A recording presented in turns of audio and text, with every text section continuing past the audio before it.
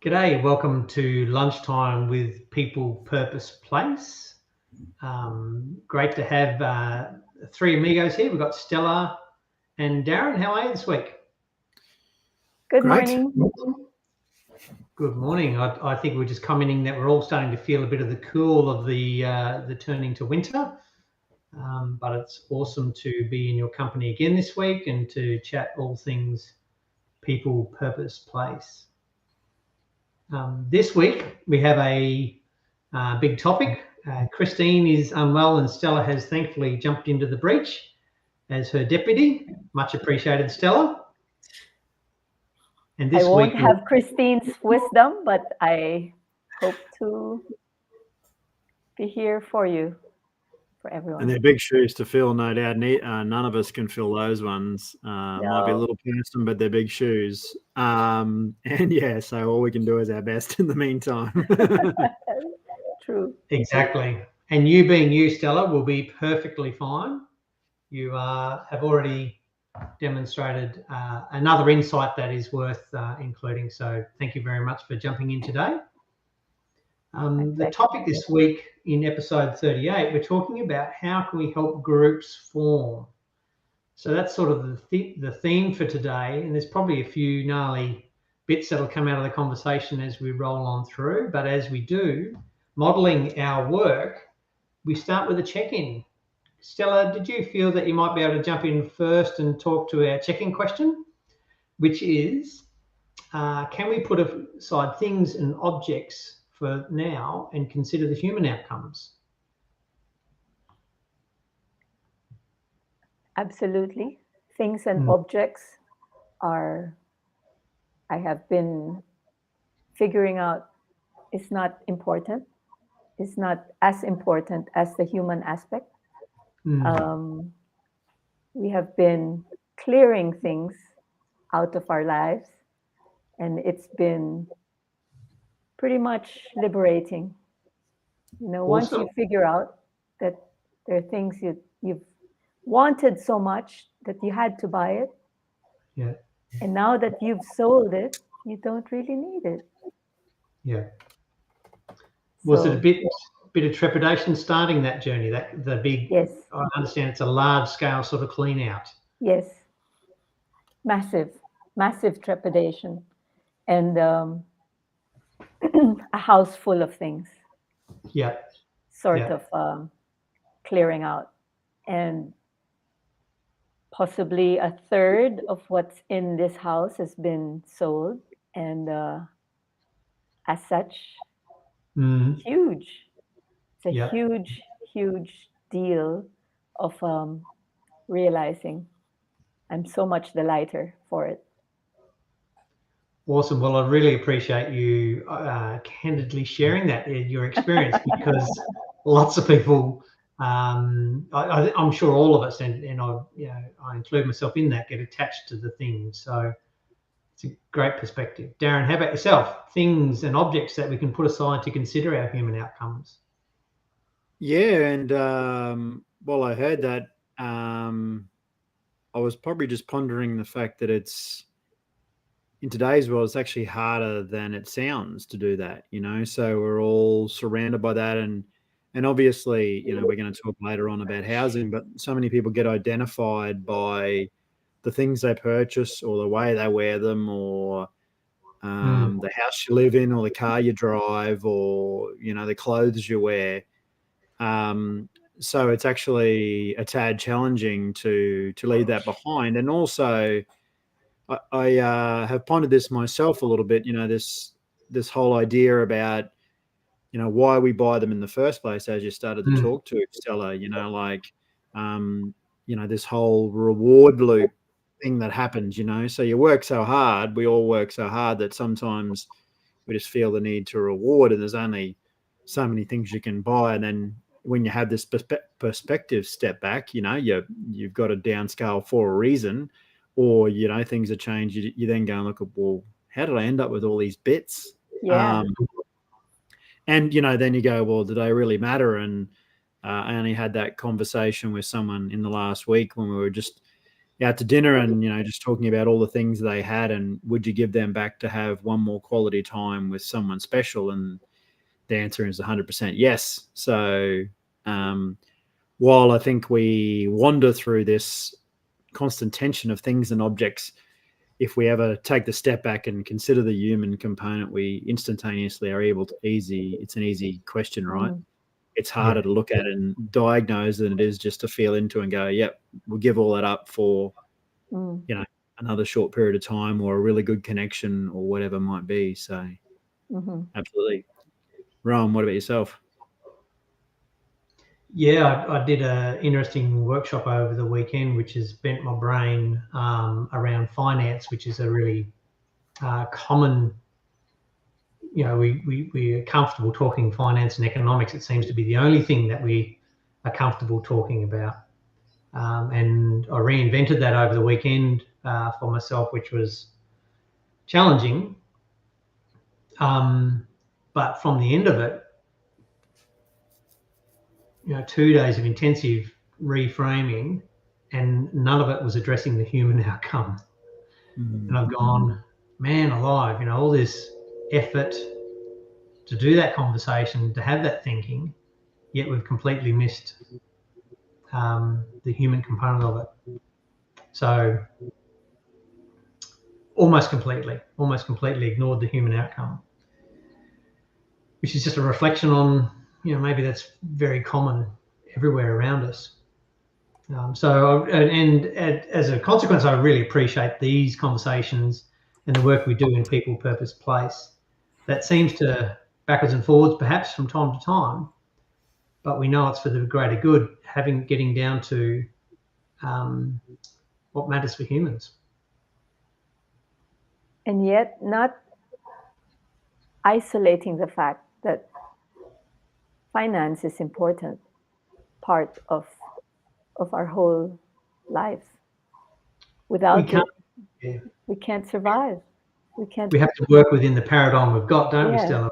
We can't be oblivious. It'd be lovely to be oblivious to parts that are comfortable for us, but we have to. I think it's probably an important distinction, because one of the things that we've been conscious about is, People, Purpose, Place is not a completely alternative living solution where everyone goes off the grid and tries to turn their pee back into water. It's not that's not what it is, because obviously we are living in a society and it's about still accepting that there are lots of really great things that come with that, but how do we also remove some of those things and go back to the other bits that we're missing? And maybe that's a good segue into today's episode, talking about, the good things about our society, probably being our ability to actually be able to survive as individuals, realistically. And I use the word survive, not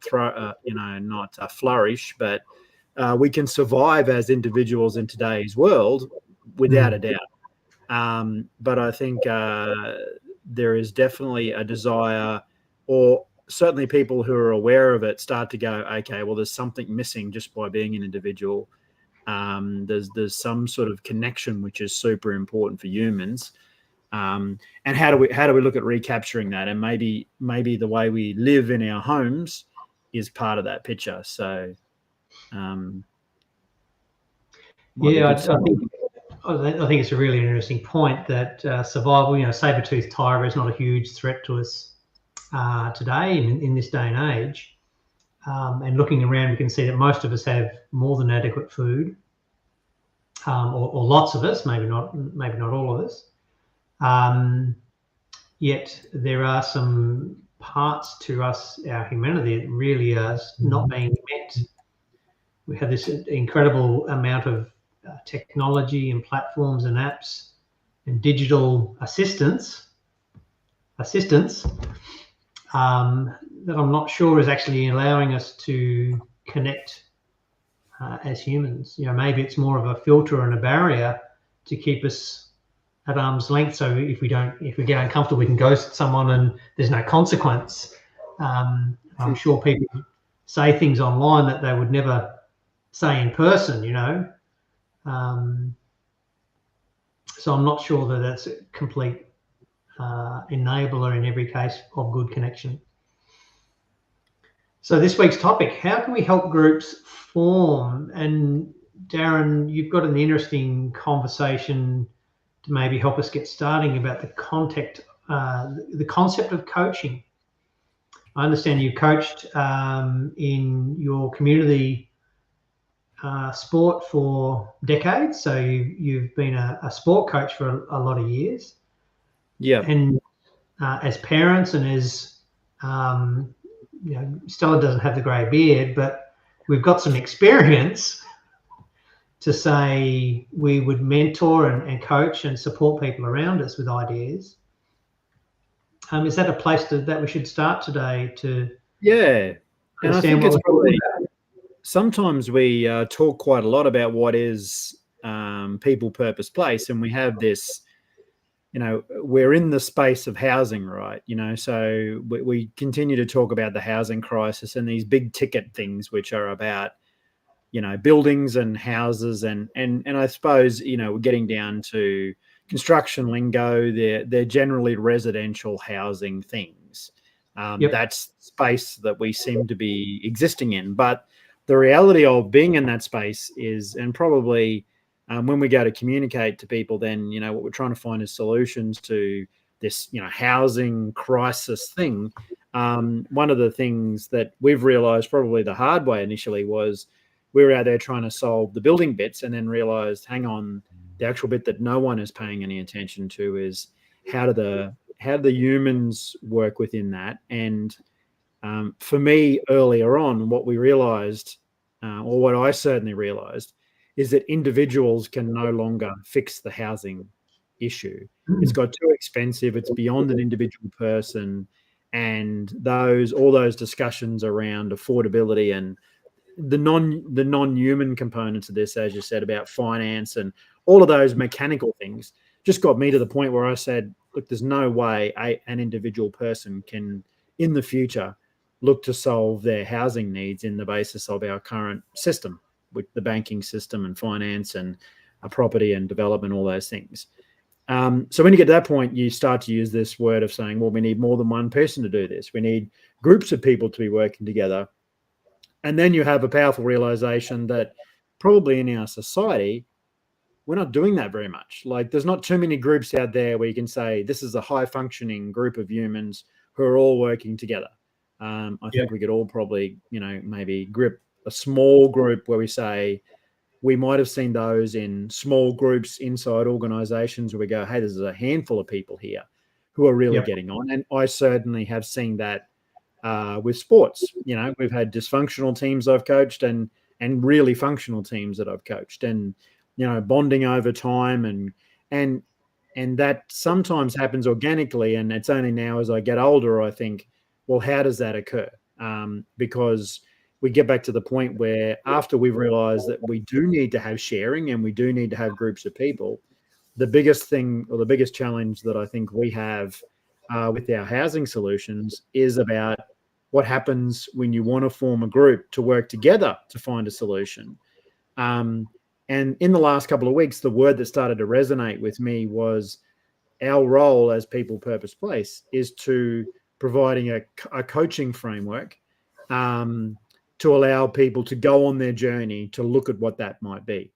And the coaching word uses this idea that it's not a mentor. The distinction between a mentor and a coach, as I understand it, I'm sure there's people who articulate it better, but a mentor is going to be generally the totally experienced person who will probably just tell you what to do.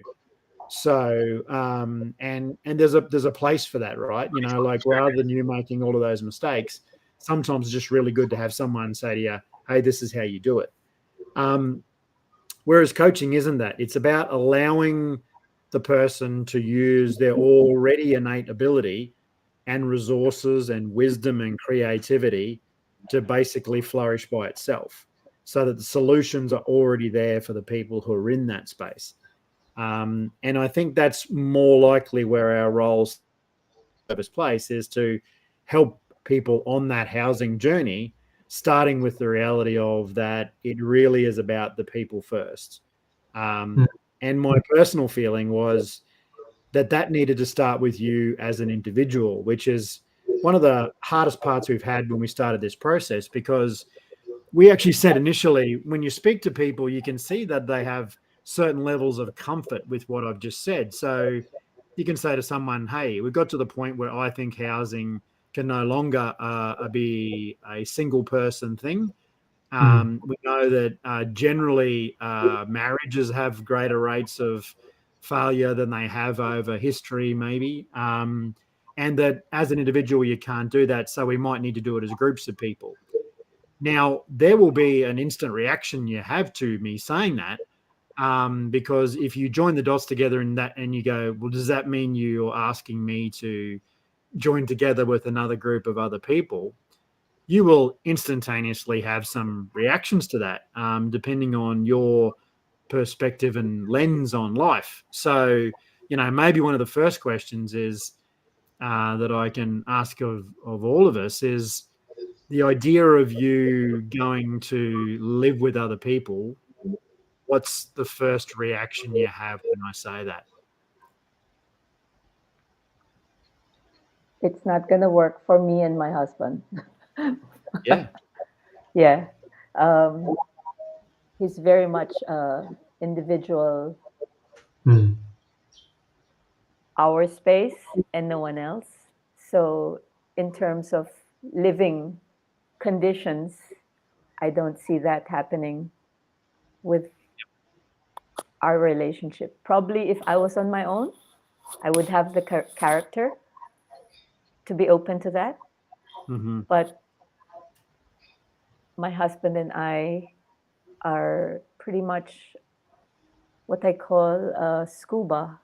We are self-contained breathing apparatus and have been, and I don't see it to be something he would be open to. Yeah, interesting. And we might unpack that in a minute too, because that'll be quite interesting. But Rowan, what about yourself? Like, when I say that, what's your first reaction? I probably have had some fairly recent experience of a collection of shared responses out of necessity. So, and that has made me more tolerant, but I'm also very aware, perhaps, of how people present their best self on the first day, and that can quickly degrade over not all that long to their comfortable level of behaviour. And that comfortable level of behaviour might be, running around in their underpants after work and playing loud music at inappropriate times. So that then impacts on my ability to relax or whatever in my space. So I'm conscious of the downside of it, but I've had some fairly recent experience at doing it with a degree of success.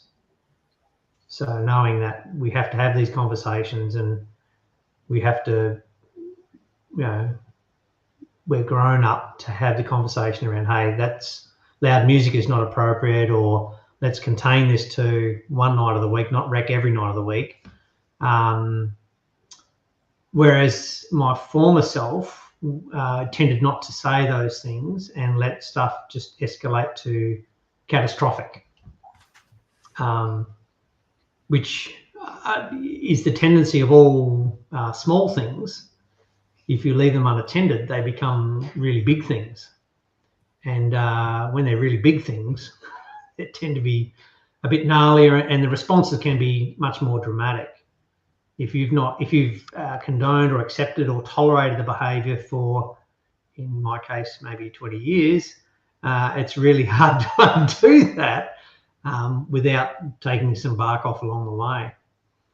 So absolutely, and it's interesting, and it would be interesting to go back and see how we feel with more, like I've just sprung that question on everyone. So obviously you're going to have your instant reaction, right? So I would say I have exactly this or similar parallels to Stella. So initially, when I started on this journey and we came to the realization that we were talking about intentional small scale communities, I internally had some reservations about what that would look like. And my wife had massive reservations because, like, what is this crazy guy doing again? Now he's off talking about other crazy stuff. So, and interestingly enough, I would say the most pushback we had was from Christine. So Christine, because Christine's very good at being transparent and explicit, said, "Yeah, really good, but nah." You know, and I come from a hippie background. Like, I'm someone who should be able to embrace this concept more readily. And interestingly enough, what came over time is I changed my perspective on this. And I think there's some interesting components that came out of what we just discussed, which is some core individual needs that need to be maintained. So regardless of where we go with this, something you said, Stella, is, and you've said, Rowan, as well, is there's some core things that need to be maintained as my individual space and whatever, to allow for group to come together. So we use this term, honoring your individualism, but creating a space for community. So over time, what I found is I had to internally get myself into a position of saying, well, how would I do this? And what are the things, and why do I hold on to that need to be by myself or in a small group or whatever? And slowly but surely, as I've seen Christine get to the point of going, well, how can I try and do this? I am now having that thinking change myself. But it is interesting that I started in exactly the same reaction point as what you've instantaneously started off with, Stella. And I think the core wisdom that I got from that is that we still need to find ways, even when we come together as groups, to have our space to be an individual. Number one. Number two, we need to have a framework and rules that enables groups now to work together. So that's the second thing I heard from your conversation, Rowan, is that, you know, ultimately you can't just throw people together with no coaching, no framework, no rules, no agreements, and say, ta-da, you should all now be really good functioning things, and there should be no problems with you guys. Well, that in the history of the world has never really happened, right? And some of these things have evolved organically, and you had coping mechanisms and that sort of stuff. But ultimately, no one's come to the table with, hey, can we have all these discussions about these rules and how do they work? And the third part is literally your ability as an individual to grow into the concept of living together and the connection. So we've just sprung this on you after 6 months or 2 years of me sitting in this space and working on that. I go, gee, there's some times when I've come together with groups of people and we've had real connection as groups where I've gone, wow, that's really powerful. And that's what I crave for as a human. Even as an introvert, I still crave to have that really deep connection and, you know, live with purpose and with other people with purpose. Could be something I could go, okay, well, if I can still find a way for me to have what is important as me, but find a place for us to come together, maybe we can actually find a space to start. So in actual fact, the first part of our coaching system is about coaching you. So how do you get into that place to feel comfortable? Now, interestingly enough, one of the questions that I have, which we've always had from the start, is we have these distinct people that approach this concept, right? So if you have to do this, it's different than if you make a decision to do this.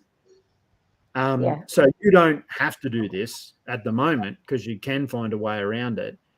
But I wonder whether that would change our perspective on how we'd work together if we didn't have a choice. Absolutely, it would.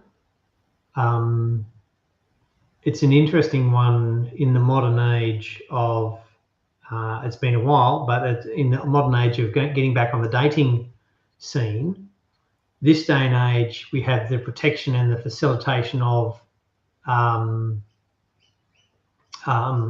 and digital platform, so that if, for whatever reason, you don't actually have to go any further. But the old-fashioned way of introducing yourself to someone is a physical proximity, human-to-human connection. And that physical proximity, human-to-human connection is more intimate, more open, more authentic, more transparent. And yes, we get all of it wrong, like we misread signals, and the environment might be too noisy, or you've had you kick the dog on the way in, so you're in a bad frame of mind. All of those other pre-existing things exist, but it is far and away a better human connection than you will ever achieve through a third-party platform. And I think that is the more. So I don't think we'll undo the world. I don't think that'll ever change. So I think using that technology in the future, you just need to have that awareness that this is not the same first connection with anybody as if I'm in real life meeting someone for the first time, for good or for bad. I think forever our human introductions have changed, and we need to at least have an awareness of that. Yep. Actually, also it's that conversation opening of individuals. It's investment. It's you're investing yourself into. Yeah. Am I willing to be open to this person, and am I willing to bear my soul or my life and be authentic, rather than having all that shields and facades and having a semblance of success or not showing your weaknesses and your vulnerabilities. Instagram photo, not the real authentic self. Yes. So that's the hurdle to every relationship. Yeah. Yeah, completely. I think that's an important part. Obviously when groups are forming, and Christine and I had mentioned that a few times we've had these situations where, and this is where we're trying to understand that from a non-organic reason. Like, you'll quite often have these situations where you do have a group where you go, why has this group deepened so quickly together to become, as you said, authentic with each other? And I think there are some steps and some processes that, you can go through to deepen that connection. But there's no doubt that once you get to that, that deeper connection where you can be vulnerable, you can be safe in those conversations, then ultimately that group formation method or process can actually be elevated for that. And some of those things are, doing stuff together, but some of those are also the process to doing those stuff together, So, but it'd be interesting to see whether over time we'll see this, and we've sort of commented this a little bit, and that was the reason for the question before, is that we don't think if you're under massive amounts of stress and you're coming into this idea because you need to be in a group to have housing and that's your only solution, then that's probably not the best place to start this from, because ultimately, if you're in such a need or fear of having nowhere to live, then ultimately you're going to, as you both said, you're going to have up all these barriers. You're going to be smiling and doing all the things that you need to do to be accepted by the group. But that doesn't bring your authentic person through to that. It brings the necessity person through to that. So that's where when we talk about people who want to, and we use the word home rather than house, go on the journey of looking at, hey, I want to live in a home, and that home might include more people than just to people, then ultimately we think one of the first steps is you've got to be as an individual, you've got to be in a position to then work through all of these steps to become not only aware of your own self in working with others, but also to be conscious of the fact that, you know, that is going to involve you giving of yourself to get to a point where, you know, the group can form better. And that's the hope, is that our toolbox essentially can enable us to get there. And I think that sort of leads into a bit of a couple of questions I've got here. Is do you think modern life has made us more individual than we were in our natural state? As in, you know, where we didn't have the framework of modern society. Are we more individual or less individual than in our natural state? Yeah, it's an interesting one. Stella, did you want to jump into that? Yeah, I think with the advent of social media that's supposed to bring us all together, we've become more isolated with the devices. And it's interesting, my brother visited with his wife and my sister-in-law and my nephew, and the devices were in the way. Modern life was in the way, and to the point that I said, you flew all the way from the Philippines to visit me. If I may, I've made a new rule: no devices. Let's talk, please. You know, I have not seen you for ages, and you flew all this way, and no devices, please. So it has to be a decision. It has to be a conscious decision whether to let the modern world be in our relationship world. Yeah. And it may be that it adds something for a period of time. So I'd imagine in a work setting that maybe email's a necessary component. But does it need to be 24/7 in all of your life, in all of your relationships? Yeah. I would find email difficult to be relevant for a basketball team, Darren.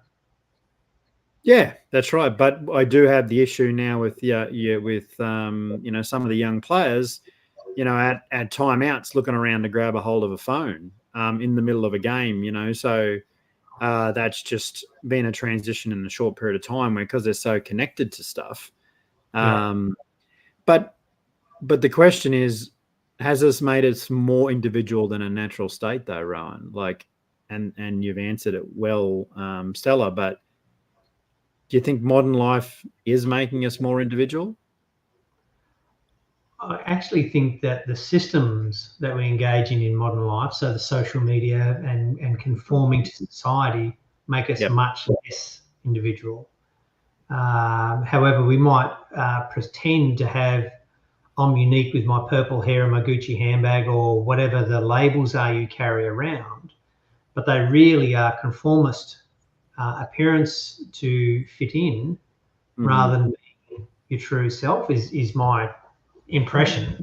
And I think, lots of that becomes the shock and awe and the crying for attention within the societal platform. So and maybe there's a bunch of crazy labels that we're adding. We're inventing new types of people, and gender's but one of them, where we're not this and we're not that and we're not something else.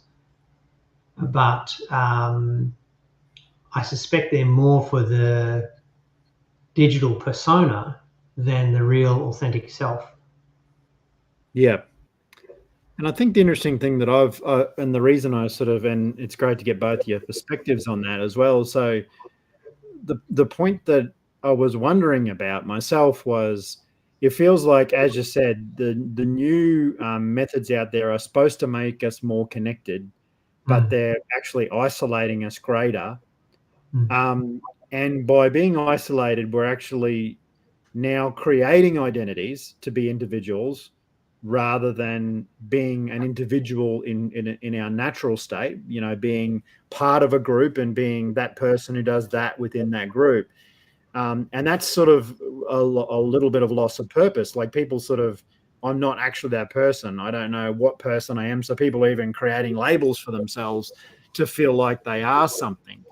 And I'm wondering about also whether, so to some extent it's isolation that's creating that individualism, but also I wondered whether in previous times I feel like we're actually more tribal than we give ourselves credit for. So although we're fighting these ways to become more and more individual, I feel like at a deep human level, we're actually drawn towards tribal living. But modern society has got to the point where we're all isolated trying to find tribes. So we're, you know, online trying to connect to each other rather than actually reaching out to connect to each other. It would be interesting to see over time how we go at addressing that, because the hard part is that it feels like there's no step at the moment to allow us to rejoin in true connection. In actual fact, I think we're getting further and further apart from true connection than closer. Unless, you know, the social media groups make a decision to meet in face-to-face meetings and doing things together, and the human aspect comes into place, and then that makes that social media group all the more richer because they have made the decision to go hiking together or to do an activity together, to create something together. Yeah. It's but using the modern means out there to be more connected in a personal level. Yep. Absolutely. And actually the next question I had is actually really at that that needs level too. So you know, how do we balance a need for individualism with a group connection? So as a question to you, when I asked you before, Stella, about your instant reaction, how would you go living in a group? You sort of interestingly responded how most people do, right? Which is we've now developed this way of either coupling or being as an individual. And that generally means we all create our own sphere, right? What are the needs, do you think, that are important for you? And I'll ask you the same question, Rowan. What are the things that are important to you as an individual group, like as in you two, that would need to be maintained for you to be part of a slightly larger group? Like, what are the parts that are important to you as a group? I think the realization that we cannot live in an island. We cannot function just on our own. It's just not possible. The work will not allow it to happen, and we can never be. And it's lonely, you know. You become lonely, and in being so, you find that I need to get out of ourselves and connect. And we have periods in our lives that we've just totally been on our own, and then you crave for something that you don't have, and you go out and find it, and all of a sudden there's new input, and there's new information, and there's new stories, and there's new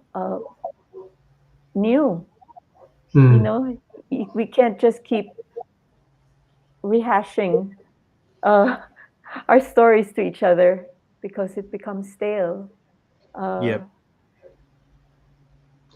definitely think the learning, so the new experience and the continuing to grow individually, and then finding, you know, your collection of people who want to learn with you, So whether that be a collection of people who go camping together, and each Easter we catch up at the XYZ camping spot and we share stories, progression of our kids, progression of, what we did last year. Let's not do that because I busted my toe, and let's do this year and whatever. But we bring along better recipes. We learn to identify more of the nature around us. We're continually evolving and immersing ourselves in life, the actual task of life, rather than getting a bigger truck or a fatter pay packet. It's actually about the being immersed in our world. And for me, that as a big education component, and then sharing that with others, sharing this experience and story. Of course, on a Saturday night, they get embellished somewhat and the story becomes a little bit unbelievable the later in the evening. But that to me is a really important part of kinship and finding a group of people. And I think it's important to acknowledge the individual in amongst that as well. So I think one of the things with housing, which I've noticed is, and when we have these discussions at any of these workshops, is the certain core human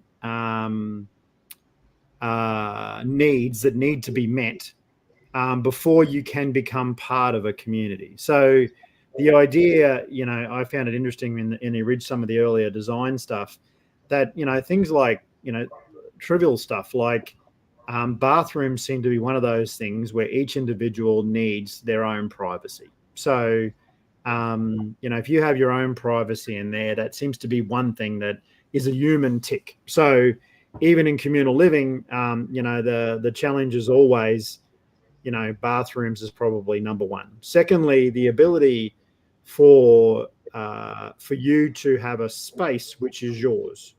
And that the idea that space is, somewhat protected. So there needs to be the physical thing, which is the space which is yours. And then there needs to be the emotional thing, which is also people just can't wander into your space. Like they can't break down your space by just showing up whenever they feel like doing. So it appears like those are needs that individuals need to have. But there's also this drive around some other elements, and food seems to be one of those things where people like the idea of having the ease of just going to be able to eat by themselves, but certainly sharing food with others is something that is absolutely a connection driven thing. And the idea of being in nature with others appears to be something that when we look at those innately human wisdoms and resources that are there, that seems to be one of those things. I find it also intriguing that this idea of sitting around a fire and talking almost goes to a little bit like you said before, Stella, like if you have all these other things in the way, you can't actually have human connection. But the idea of sitting around a fire, around a circle, it almost means that you're all at the table or you're all sitting around talking to each other. So I find it interesting that there's certain things that inherently we need to maintain as individuals. It gives us a sense of security and a sense of self.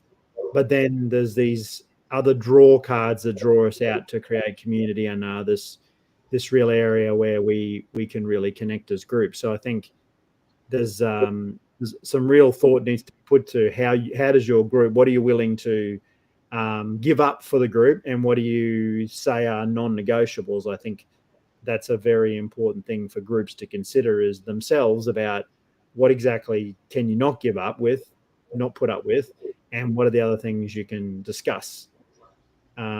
What's been the lowest form of housing that you've been in that you have felt comfortable in? Like, is there, like, have you gone away somewhere and gone, I could live like this forever? Or is there certain things that you think are inherently important for individuals?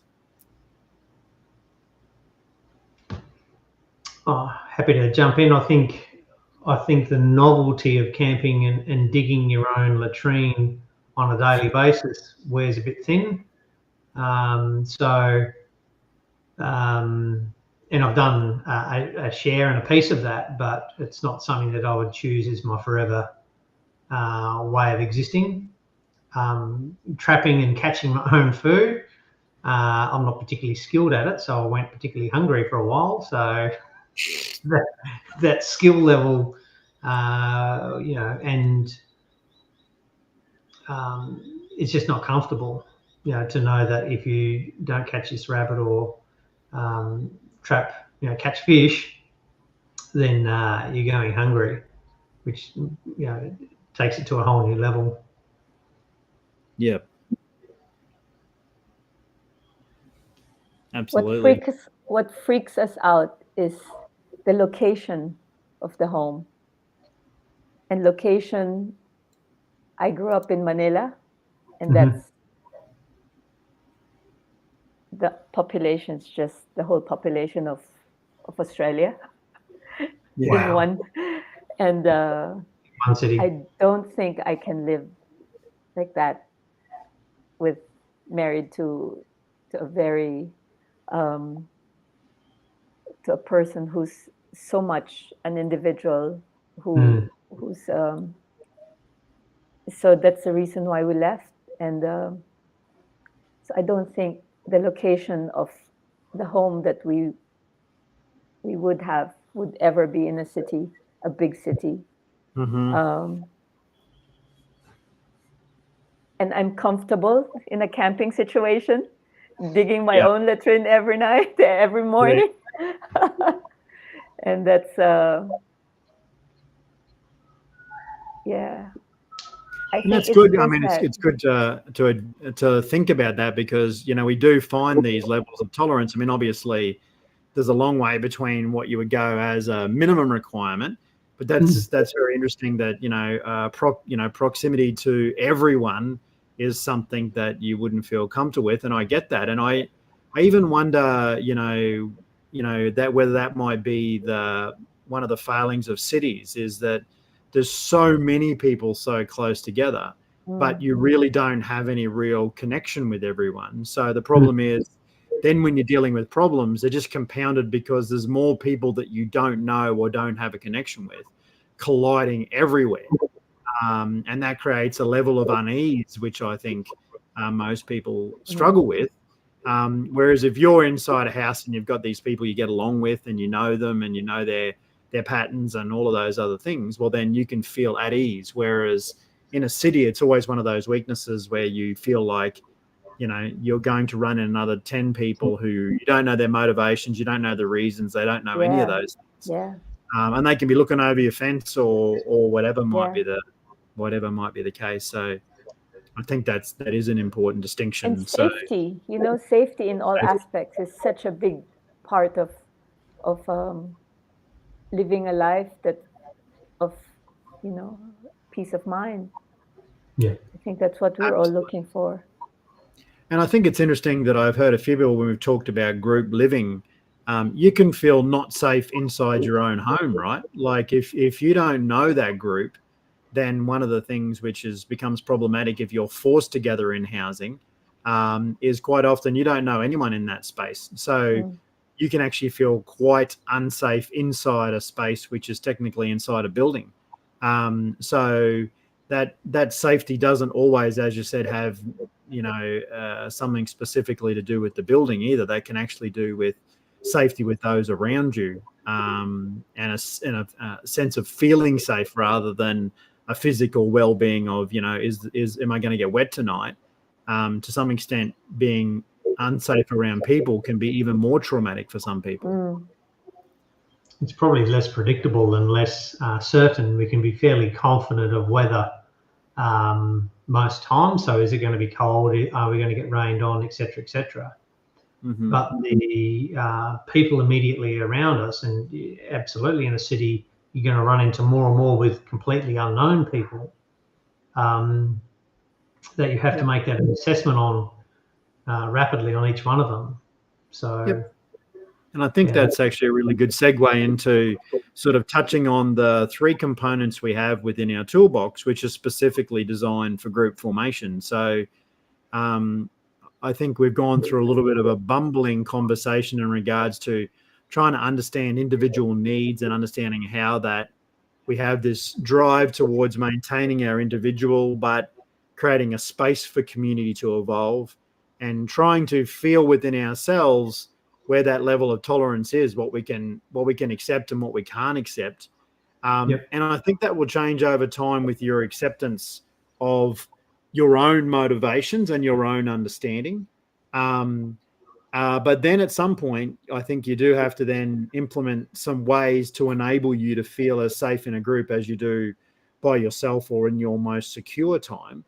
And the way we've set the toolbox up is really in, I suppose, in three core areas. So we have this idea of eventually you'll need to start to talk about the actual place where you're living. So we have tools which are about building and construction. So building design, building regulation, building plans, building approval, and then like we touched before on finance. So that's one group of tools or that you might have available.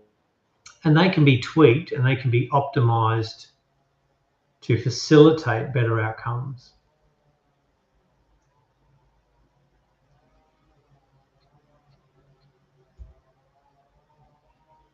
Darren's frozen. Sounds like Darren's frozen. The second. Sorry, Dan, you might have just glitched there, Darren.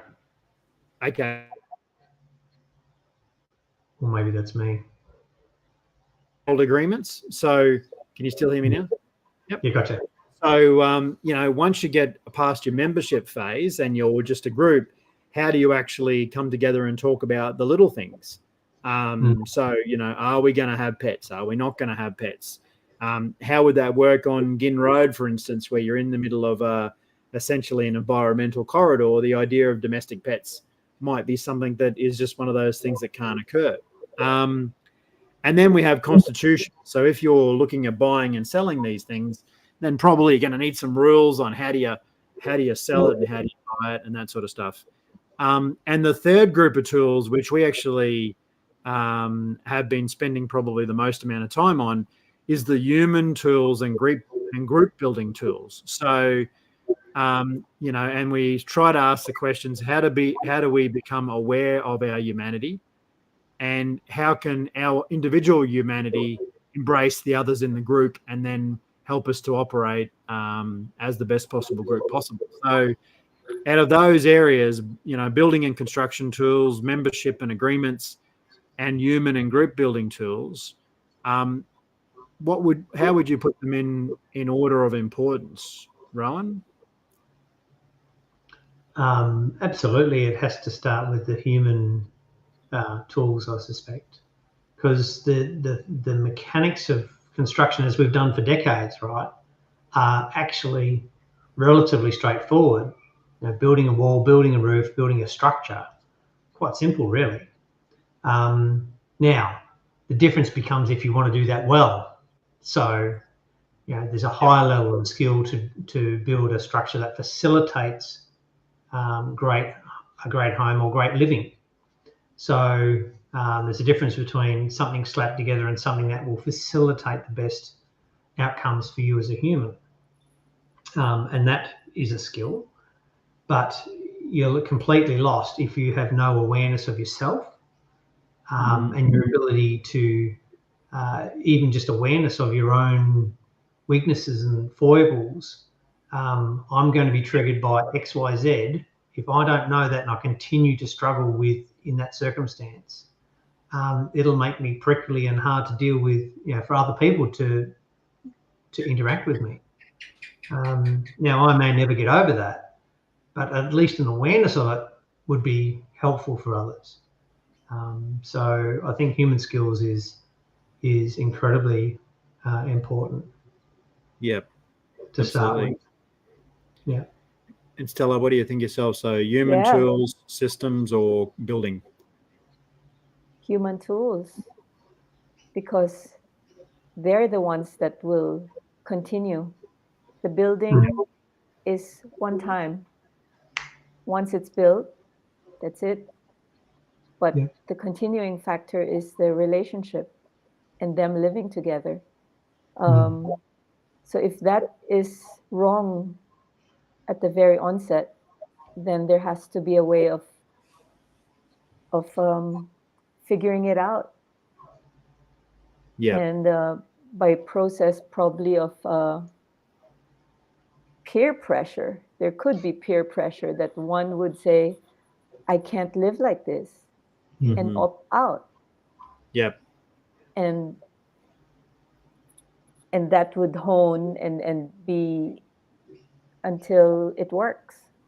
Yep. And I think that's the beauty of the toolkit, you know. So we're hoping that is a process which can be upfront and as a part of it. So I actually agree with both of you that obviously the people stuff comes first, and certainly as an individual, you need to be in a place.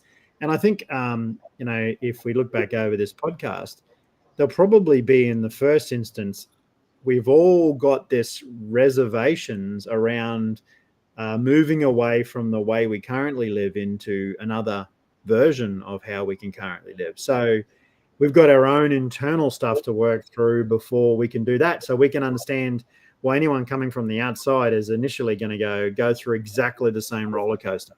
If you don't find a way to think about how you're going to do this, then taking the next step of group formation is very difficult. But I agree that the human tools come first, but I also think the other two are almost hand in hand. So it's like you need the human bit to be worked on, but if you have systems and agreements, they can enhance your experience. They can give you a way that can be enduring and that can work.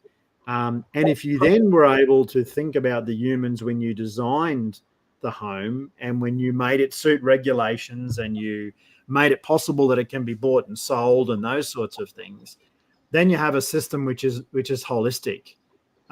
It's not looking at the building and thinking you guys can just live together, or it's not becoming so dictatorial with systems and agreements that no one can function as humans. But it's starting with the human, starting with your ability to both digest a way of living, but also then say, what tools could you use as a person to be into that realm of being better as a group, which I think is, I agree with you, is at the start and the core, but the other ones are to give you a greater chance of that being a success. Because I think we have a reality that this is going to be, you know, putting any humans together is never going to be a cheese walk. You know, it's never going to be straightforward, and there's going to be individuals to be thought about and deal with. I'm encouraged that humans are incredibly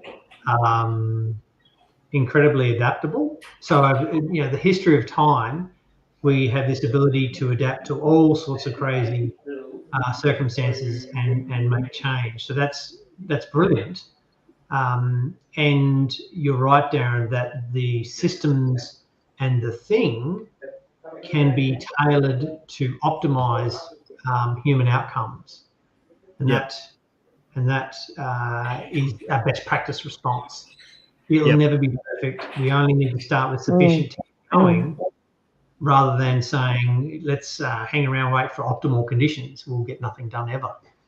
But let's start with a caring and sharing response, and allow for our human weaknesses and failings, but build as best we can to accommodate that and to facilitate great outcomes. Because that is not at all being done at the moment. We're just building things for the sake of building things, and the human has to adapt to those things.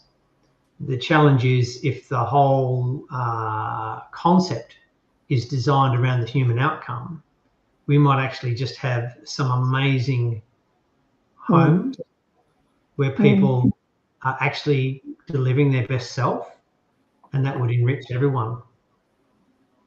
Yeah. And I also think the other part to this, which I think is important, is, and you sort of helped me with this thinking last week, Stella, when we were talking, this idea that this whole concept is really also allowing the burden and the stress of housing to be distributed amongst a smaller group, right? And the idea is hopefully that then socially, culturally, you can be better connected as humans and you can have an enriching life. But the other part of this is to hopefully allow you space that your purpose can flourish. And if your purpose can flourish, then ultimately you can be the best version of yourself within a group. So it's the nirvana of ideas in the fact that if we can find a way that we can reconnect in group and have a real connection, but allow space for our purpose to flourish, then hopefully we end up with a better society, one group at a time. And I think, Gin Road is going to be the first step to seeing, just as we've bundled a little bit through this conversation about how do we balance this idea of humans wanting to be individuals and needing to be individuals with the power of connection of community and balancing the needs of both along the way, which is exciting and scary all in one little bundle. It's an experiment that's very, very exciting to see how it would work. It's a human experiment. And I can only imagine the upside of this is enormous. The learning and the awareness to start with is incredibly helpful. I know myself, I've developed and grown enormously. And I can imagine that it will be helpful for others to follow. Yep. You pick up the tools and have an awareness of it. To actually execute and deliver a home where we're applying these tools and having better relationships under the one roof, it sort of gives me goosebumps to think about. That instead of disconnected individuals wandering around with no particular purpose and distracted by their devices, that we have a common purpose and we have a intention to support and develop each other. That could be pretty cool. And actually to have something that begins with care. Yeah. If there's so much care in all aspects of the human person poured into this effort, the response would be, how could you not respond well to that? Exactly. How can it be anything but a success? Totally. Absolutely. And I think that's sort of our goal. And I think we're helping people, and that's our role as People Purpose Places as a coach. We're coaching you home. So this journey is not going to be straightforward. This journey is going to involve you staying with a process for a long period of time, potentially, to get to that end goal. But if that's strong enough, if that purpose is strong enough, and your connection is strong enough with those around you, then that could be something that's worth going through those. And it'll be great to see Gin Road's a couple of questions there about what could this look like in the actual stream comments there, and hopefully Gin Road is that first step back into our reconnection with humanity and an example where people can go, well, this maybe isn't exactly the way I would have it. And this group of people's got to go on their own journey to do that. But at least it starts the conversation with how could this be and how could that look and how are we going to interact and what other tools do we need, which is exciting to be able to, start that journey to somewhere. Absolutely. I think we've covered today's topic as an introduction to the idea.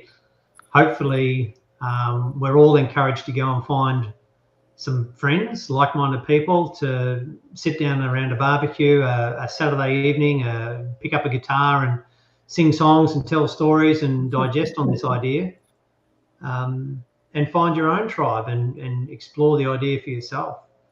Our website has a heap of content on there that hopefully explores this a bit further for you. And the ability to reach out and to continue this conversation, I would encourage for all of us, whether it be with us directly or within your own network. Darren, how do you feel about today's conversation? Did you want to have a checkout question before we sign off for the day?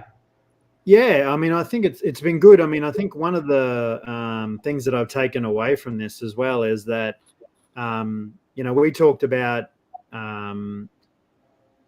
before we came on and had this discussion live here about this whole idea of feeling a bit disillusioned by the existing way of doing things, and then going, okay, well, once you feel disillusioned, it's better than being in an illusion, as Gabor Mate said, but it's actually hard once you move beyond that. So we've had some quite challenging conversations, and I think a lot of it's probably been internal conversation during this chat live, is the fact that even when you become disillusioned and you make a decision to try something different, it comes with its own internal workings, which need to be processed. And I think that's what we're hoping to do, is give people some help and some framework and some guidance, because we get it. But the end goal is important enough to be into this level of uncomfort, because we know that there's a better way of doing things. We just haven't got to the point of really experimenting with it. And that's, I think that's good to feel uncomfortable, because I think that shows that we're trying to do something that is important and worthwhile. And thank you. Excellent. Stella, yourself, do you have any thoughts to close out today's conversation? Yeah, just to continue with that discomfort. It's always difficult, isn't it, to dig in to something that you don't know what the outcome would be. And 2 years from now, you look back and you said, thank God I did that. Yeah. Wonderful that I was led to do that, and that there is a reason for everything. And trust, you just have to trust that you're doing the right thing. And what comes with that trust is a lot of feeling of, it feels right. And if it feels right, then I must answer the call and do it. And inshallah. Yes. Very much appreciate you jumping into the breach, Stella, and being so open and willing to contribute. I think us modeling it and being awkward and being uncomfortable ourselves is, it can be intimidating to watch someone slick and polished. So thankfully I'm not that. But it's genuine, right? So we're reaching out to say, hey, this is, some days you feel like you've aced it, and other days you feel like that was, I'm awkward. I'm talking to myself through this conversation that I can't really express it clearly. And that's the tools, right? So you've got people who are real humans for you to engage with their own imperfections, their own baggage, but holding on to that the greater good is to go on this journey. Mm-hmm. If I don't go on this journey and deliver my best self, I'm only letting myself down. And I think that we don't do any of this in housing is the tragedy that we need to model and demonstrate better possibilities.